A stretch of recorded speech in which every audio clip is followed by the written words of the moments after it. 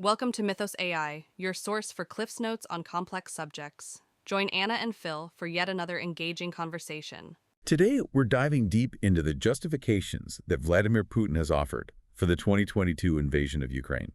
We're going to analyze each of these justifications and see how they hold up against historical records, legal frameworks, and independent analyses. Really trying to get to the bottom of things here. Exactly. We want to understand if these justifications are valid. So let's start with the first justification. Putin has said that Russians and Ukrainians are, quote unquote, one people. Right, a claim that's rooted in their shared history. Going back to Kievan Rus. Yeah. He suggests that this shared heritage makes the separation of Ukraine from Russia something that's unnatural. So how do we approach this historically? Well, it is true that both nations can trace their roots back to Kievan Rus, but it's also crucial to recognize that the political entities that came out of this medieval state, they followed distinct paths. So common origin, but divergent trajectories. Yeah. Over time, Ukraine developed its own unique characteristics that set it apart from Russia. Can you give some examples of these characteristics? Sure, like Ukraine developed its own distinct linguistic traditions. Ukrainian, it's not just some dialect of Russian. It differs substantially in terms of vocabulary, pronunciation, and grammar. So it's really its own language. Right. And then you have religious practices, which also diverged, with a significant presence of Ukrainian Greek Catholicism. So we're seeing the emergence of a distinct Ukrainian identity.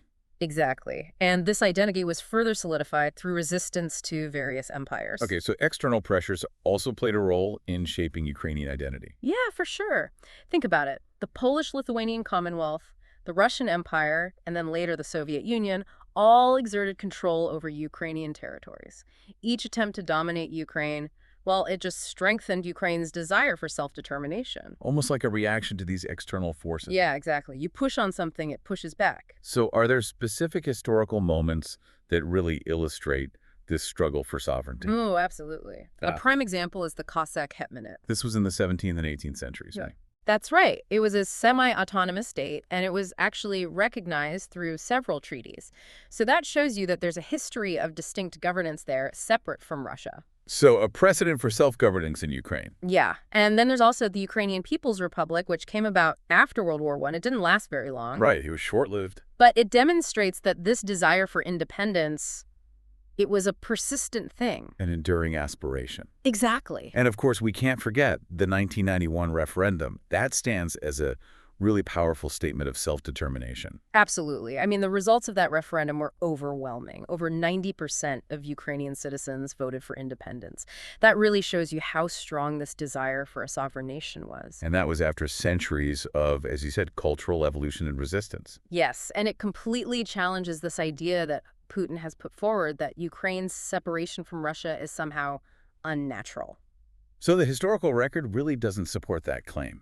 Right. It points to a much more complex story, a story of separate development and a desire for self-governance that runs very deep in Ukraine. So Putin's first justification, let's just say it's on shaky ground. Now let's move on to another one of his justifications. The idea that NATO expansion is a security threat to Russia. Yeah, this is a big one. Putin frames NATO's eastward expansion after the Cold War as an encirclement strategy by the West. He says it's a direct threat to Russia's security. Right, and that Ukrainian membership in NATO would be completely unacceptable. But this framing seems a bit misleading, doesn't it? Yeah. Didn't these Eastern European nations choose to align with NATO? That's a really important point to make. Many of these countries like Poland, Hungary, the Czech Republic, and later the Baltic states, they chose to join NATO. They did this to get security guarantees after being under Soviet rule for so long. So they were seeking protection, essentially. Yeah, exactly. They saw NATO's collective defense mechanism as a safeguard against potential aggression in the future. So it was a matter of their own security concerns, not about being pawns in some Western game. Right. It was about looking out for their own interests. And Ukraine itself, especially after Russia annexed Crimea in 2014 and started supporting separatists in Donbas, well, they started to view NATO membership as absolutely essential for their protection against further Russian aggression. So Ukraine's desire to join NATO was a direct response to Russia's actions.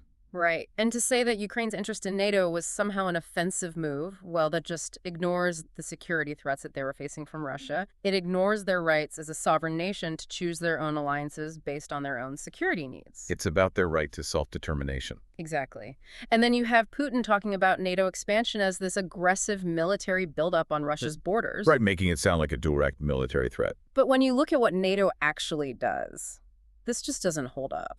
NATO's core principle is collective defense. It's right there in Article 5 of the Washington Treaty. And NATO has never launched an unprovoked attack against Russia. So their actions haven't matched that rhetoric. No, they haven't. And the missions they've been involved in Europe after the Cold War have mostly been about peacekeeping, resolving conflicts, and helping to integrate the militaries of new members to meet the alliance's defensive standards. So more about maintaining stability than preparing for an invasion. Right. And the military deployments to Eastern Europe have mostly been rotational, they've been limited in scale, and they've served primarily as deterrents. That's a very different picture from what Putin is trying to paint. So if NATO is really a defensive alliance, as its actions and its own founding principles suggest, then why does Putin see it as such a big threat? That's a complicated question to answer. It has to do with geopolitical strategy and historical anxieties. Russia has this long-standing view of its neighboring regions as a kind of buffer zone, essential for its security. So when a Western alliance starts expanding into that perceived buffer zone, well, it triggers these deep historical sensitivities. So it's kind of a clash of perspectives. You have Russia's historical anxieties and security concerns clashing with the choices that sovereign nations are making to seek protection within a defensive alliance. Yeah, and understanding these dynamics is really important if you want to understand what's going on with all these narratives surrounding the conflict in Ukraine. Okay, so we've looked at two justifications so far, both of which seem to have some serious problems. Let's move on to one that I find particularly jarring, the denazification narrative. Yeah. Here, Putin is really tapping into something powerful, the legacy of World War II. Specifically, he's invoking the Soviet Union's victory over Nazi Germany. He's trying to frame this conflict in Ukraine within that context. He's trying to say that the Ukrainian government is full of Nazis, Yes. and that Russia needs to intervene to liberate Ukraine, just like the Soviets did in World War II. Right, and by using this really emotionally charged narrative, he's trying to give Russia's actions a kind of moral authority. He's drawing on the deep national pride that Russians feel about the Great Patriotic War, which is a huge part of Russian identity. But how does this narrative square with the reality of Ukraine's political situation? That's where the rhetoric really breaks down. Ukraine is a democracy. They have free and fair elections, a vibrant and independent media, and a strong civil society. And their president, Zelensky, is Jewish. Right, and he leads a government that's been actively pursuing closer ties with Europe, democratic governance, and reforms to fight corruption. So this idea of a Nazi government in Ukraine, it just doesn't make any sense. No, it doesn't. And while there are far-right groups in Ukraine, like the Azov Regiment, for example, their influence is limited. They haven't controlled government policy, and their electoral success has been pretty minimal. So these are fringe groups, essentially. Yeah, and they're being blown way out of proportion to create this distorted picture of Ukrainian society. So it's a misrepresentation of what's actually happening on the ground. Exactly. Yeah. And there's another point here. Putin's acting like far-right elements are unique to Ukraine, which just isn't true. It's a problem in many countries. Right. Far-right extremism exists across Europe, including in Russia itself. So it makes you wonder how much Putin is really concerned about fighting fascism and how much he's just using this as a tool to demonize Ukraine. Yeah, it seems like it's more about justifying an invasion that doesn't have any real legitimate basis. So another justification that doesn't hold up under scrutiny, this denazification narrative, is really a manipulation of history and a misrepresentation of what's happening in Ukraine today. Exactly. It highlights how important it is to be critical of these narratives and to compare them to the facts on the ground. Okay, let's move on to another one of Putin's justifications, one that he's used repeatedly, protecting Russian speakers in Ukraine. Yeah, this is where Putin says that Russian-speaking communities in Ukraine, especially in Crimea and the Donbas region, are being oppressed and persecuted. And that Russia needs to intervene to protect them. Right, he's presenting Russia as a protector of these vulnerable populations, like it's some kind of humanitarian mission. Yeah. But what does the evidence say about these claims of persecution? Well, reputable organizations like the UN Human Rights Office have conducted independent investigations, and they haven't found any evidence to support the idea that Russian speakers are being widely persecuted. So no systematic oppression. Right. And it's also worth noting that Ukraine's language policies are similar to those of many other European nations that are trying to promote their own state languages while still allowing for the use of minority languages. So they're not doing anything unusual. No, and in practice, Russian is widely spoken throughout Ukraine, including in major cities like Kyiv, without any penalties. So the reality on the ground just doesn't match up with this narrative of widespread persecution. But Putin has specifically pointed to Crimea and Donbass as regions that need Russia's protection. What about those cases? Those regions actually provide some really strong counterarguments to Putin's claims. Look at Crimea. After Russia annexed it in 2014, the situation for ethnic Ukrainians and Crimean Tatars, it actually got much worse. Human rights groups have documented this extensively. So instead of protecting those populations, Russia's actions made things worse for them. Right, and then you have Donbass, where Russia's support for armed separatists has fueled the conflict and created a lot of instability. This has directly undermined the rights and security of the people living there. So again, Russia's involvement has caused harm rather than provided protection. Exactly. It seems like the protection of Russian speakers is just a pretext for expanding Russian influence and control. So this justification also falls apart when you examine it closely. It seems that Putin is using these narratives to justify actions that have much more to do with power and geopolitics than with any genuine concern for the welfare of Russian speakers. Right. It's about control, not protection. It Yeah. really does seem like that's what's going on here. Okay, so we've looked at several justifications that Putin has used for the invasion, and none of them have really held up to scrutiny. But he also frequently tries to frame this conflict within a larger context. He talks about Western aggression and a proxy war against Russia. Yeah, he wants to present Russia as the victim in all this. Right? He's saying that the West is trying to weaken Russia and that Ukraine is just a pawn in this bigger geopolitical game. And that the U.S. and its allies are the ones pulling the strings. But doesn't this completely ignore what the Ukrainian people want? Yeah. Their desire for self-determination? It totally does. It takes away their agency. Look at the 2014 Euromaidan revolution. That was a real turning point. Right, a pivotal moment. And it wasn't some Western plot. It was a genuine popular uprising. Ukrainians were demanding better governance and anti-corruption, and they wanted closer ties with Europe. So this was a grassroots movement. Exactly. It came from the people themselves. And Ukrainians have consistently said through elections and opinion polls that they want closer ties with Europe. Yeah. To say that this is all just part of some Western plan is not only inaccurate, it's also pretty disrespectful to the Ukrainians who've been fighting for a better future. It minimizes their struggles and sacrifices. It does. And Putin also misrepresents the nature of Western support for Ukraine. He makes it sound like the West is trying to control the country, right? Like they're trying to install a puppet government or something. But the West has provided Ukraine with political, financial, and military assistance. What has been the real objective of that support? The main goal has been to help Ukraine remain independent and stable. To withstand this external pressure. Exactly. The aid packages, the training missions, the diplomatic backing from the EU, the US, and other countries, it's all been about helping Ukraine stand on its own 2 feet. So the aid is about supporting their sovereignty, not controlling them. Exactly. And this goes back to the basic principle that nations should be free to choose their own alliances and determine their own futures without coercion. This idea that the West is controlling Ukraine is just another narrative that doesn't hold up. Okay, so we've talked about the narratives and how they don't really reflect the reality of the situation. Let's shift gears now and talk about a very serious aspect of this conflict, the violation of international law. Yeah. Russia's actions in Ukraine are a clear breach of some very important legal principles. Most notably, the UN Charter's prohibition against using force against other sovereign states. And that disregard for established rules has raised serious concerns about the future of international order. Absolutely. It sets a dangerous precedent. And one particularly clear violation is Russia's breaking of the 1994 Budapest Memorandum. Remind us what that was. That was the agreement where Russia promised to respect Ukraine's territorial integrity in exchange for Ukraine giving up its nuclear weapons. So Russia went back on its word. They did. And this act of aggression not only undermines Ukraine's sovereignty, but it also erodes trust in these international agreements. It sets a bad example for other countries that might be thinking about changing borders by force.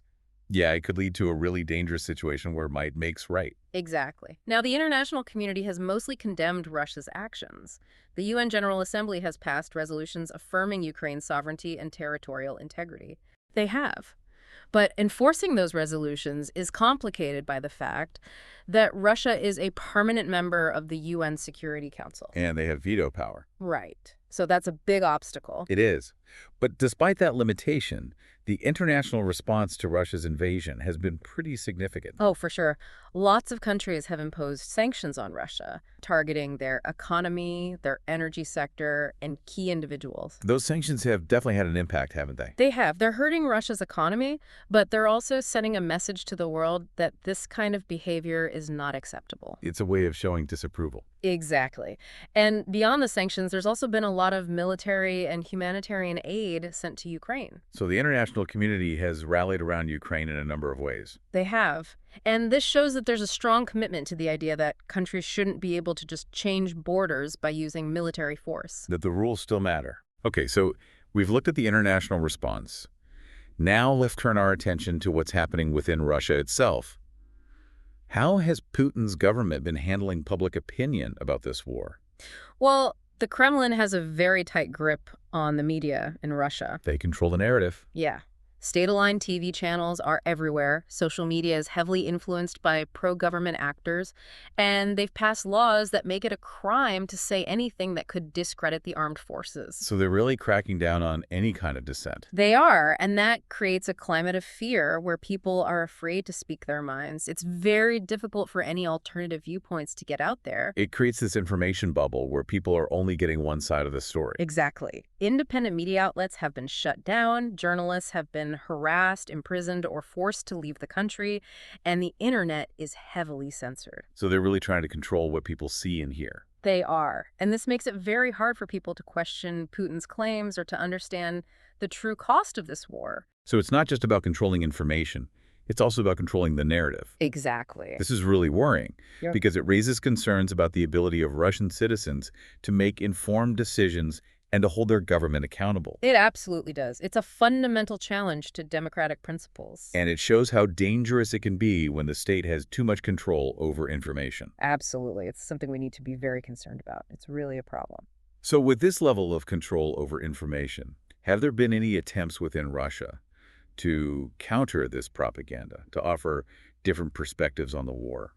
Well, there have been some brave individuals and independent media outlets that have tried to challenge the official narrative, but they face huge risks. Right, because they could face serious consequences. Exactly. You mentioned earlier that there are laws now that make it a crime to criticize the armed forces. Yeah, and those laws have been used to silence anyone who speaks out against the war. By labeling them as traitors or foreign agents. Right. And journalists especially are being targeted. They face harassment, intimidation, and even imprisonment, which has forced many of them to flee the country. So it's really a climate of fear and repression. It is, and it makes it almost impossible for any real dissent to take hold. The Kremlin's grip on information is just too strong. And this is a problem not just for the present, but also for the future of Russia. If you stifle critical thinking and open debate, how can a society thrive? It's a recipe for stagnation. When people don't have access to different perspectives, when they're not allowed to question things, it holds back progress. It makes them vulnerable to manipulation. So it's essential to support those who are trying to provide independent information within Russia. Absolutely. They're doing incredibly important work. It's dangerous, but it's vital for the future of a more democratic Russia. Okay, so we've covered a lot of ground here. We've looked at the narratives surrounding this conflict. We've talked about the violations of international law. We've examined the situation within Russia itself. Now I think it's time to step back and consider the broader implications of this war. How has it changed the global landscape? Well, this invasion has had huge consequences on the world stage. It's a major turning point. Yeah, for sure. I mean, it's really shattered the security architecture that was in place in Europe after the Cold War. It's led to a lot of tension between Russia and the West. We've seen a big increase in military spending and deployments, especially among NATO members. Yeah, countries are reassessing their defense priorities. Deterrence is a big focus now. And NATO itself has actually gotten stronger because of this. Finland and Sweden, which were neutral for a long time, decided to join the alliance. That was a pretty big shift. It was. And this whole conflict has had effects beyond the military realm, too. The global economy has been impacted as well. Yeah, the sanctions against Russia have disrupted a lot of things. Supply chains, especially for energy and commodities, have been hit hard. Prices have gone up. There's a lot of economic instability in the world because of it. And food prices have also gone up, which hurts a lot of vulnerable populations around the world. That's right. This conflict has really shown us how interconnected the global economy is and how something that happens in one part of the world can have these ripple effects everywhere else. It's a stark reminder of our interdependence. It is. And it's also shown us how countries can use this interdependence as a weapon. Sanctions and trade restrictions are tools that can be used to exert pressure and achieve political goals. So there's a risk that the global economy could become more fragmented, with countries aligning themselves with certain blocs or alliances. That's a real concern. And if that happens, it's going to make it much harder for countries to cooperate on things like climate change, pandemics, or any other global challenge. And we're seeing this rivalry between major powers intensifying, aren't we? We are. The U.S. and its allies on one side, Russia and its partners on the other. It's a shift away from the kind of cooperation we saw after the Cold War. And it's a dangerous situation. There's a greater risk of miscalculation and escalation, especially as these spheres of influence bump up against each other. So the stakes are incredibly high. What needs to happen to prevent this from escalating further? Well, diplomacy is more important than ever. We need to find ways to manage these rivalries and reduce tensions. It sounds like the invasion of Ukraine has really been a wake-up call for the world. Yeah, it's shown us how fragile things are and how important it is to have a system that prevents this kind of aggression from happening again. So what did we learn from our deep dive into Putin's justifications? Well, for one thing, it's clear that the justifications he offered for invading Ukraine haven't stood up to scrutiny. They've been contradicted by the evidence. And his actions have caused a great deal of human suffering. They've violated international law, and they've made the world a more dangerous place. They have. So where do we go from here? What's the path forward? That's a tough question. But I think one thing is clear. The international community needs to keep supporting Ukraine and uphold the principles of international law. To defend the idea that countries should be able to determine their own futures. Exactly. If we allow this kind of aggression to go unchallenged, it sets a terrible precedent. It could embolden other countries to do the same, and that would be a disaster for everyone. It's been a sobering discussion, but a necessary one. The invasion of Ukraine has raised some fundamental questions about peace, security, and the future of the international order. And it's clear that we all have a responsibility to engage in these conversations, to challenge false narratives, and to work towards a more just and peaceful world. I completely agree. We can't afford to be complacent. We need to be informed, engaged, and committed to defending the values that we believe in. That's a powerful message to end on. Thanks for joining me on this deep dive. It was my pleasure. Thanks for listening to Mythos AI. Stay tuned for more concise insights. And remember to hit the like button and subscribe for future episodes.